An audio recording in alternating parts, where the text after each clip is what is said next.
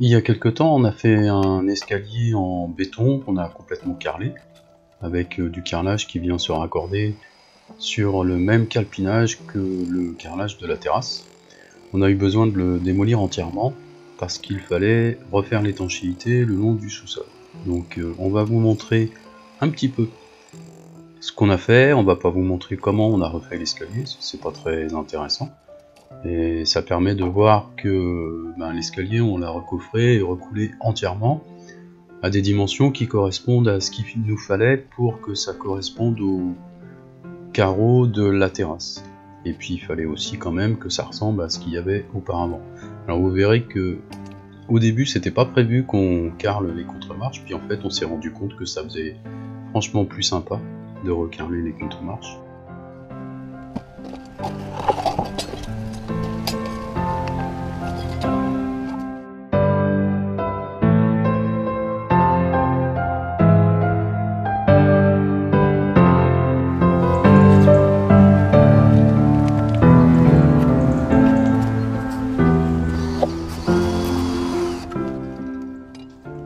Voilà, donc je vous passe le détail de la réalisation de l'escalier qui n'intéresserait que les pros pour voir comment je m'y prends et par rapport à leur façon de faire à eux.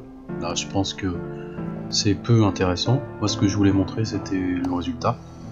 Donc on voit bien que l'escalier a été coffré, qu'il est fait en béton. On devine bien qu'il y a du béton armé, des ferrailles là-dedans. Maintenant ce qui compte c'est ce qu'on va faire avec. Donc par la suite j'avais dit que je montrerai comment je calcule le calpinage des marches et des contre-marches qui viennent se raccorder à la terrasse. Ce sera pour une prochaine vidéo. En attendant, je vous laisse voir notre escalier quand il est décoffré, comment il est. Donc là, il faut savoir que ici, sur la contre-marche, soit on l'enduit après coup, soit on le carle. Là, pour le coup, on avait décidé de carler les contre-marches. Alors j'en profite pour expliquer notre façon de travailler. Nous on est des artisans, on travaille en couple, là c'est ma femme que vous voyez. Notre vie c'est faire des travaux chez les gens, hein, quels qu'ils soient. On fait surtout de la maçonnerie, mais en fait on fait vraiment beaucoup de choses. De la charpente des fois, de la couverture, pas mal. On fait surtout de la rénovation, on fait beaucoup de maçonnerie paysagère. En fait c'est pas par hasard qu'on travaille comme ça.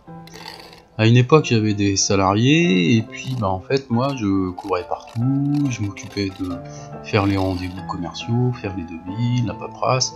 Ma femme a travaillé plus du tout puisqu'en fait il y avait tellement de boulot de paperasse que elle faisait plus que ça. Alors en fin de compte on s'est rendu compte qu'à travailler comme ça que tous les deux on fait du bien meilleur travail que si on avait toute une équipe. Quand on a toute une équipe, il faut gérer la paperasse, la partie commerciale, la logistique, contrôler les chantiers, et puis dès qu'ils sont finis, il faut repartir faire un autre chantier pour faire avancer la machine. Il n'y a pas de secret. Si on prend des commandes, il faut réussir à assumer tout le monde. Tandis qu'à travailler que tous les deux comme ça, on est beaucoup plus souple. Ça nous permet de faire du travail de qualité. Là, sur le coup des contre-marches, c'était pas prévu, on l'a fait quand même. Et puis la cliente, elle était super contente. Donc je pense vraiment qu'une petite équipe comme ça, c'est vraiment nickel pour notre métier.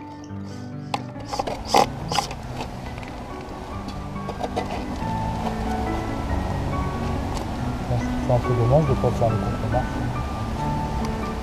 Pourquoi je peux les faire?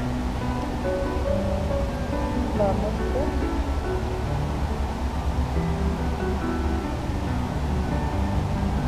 C'est mieux de le faire, non? Encore plus propre. Ouais, je peux. Hein?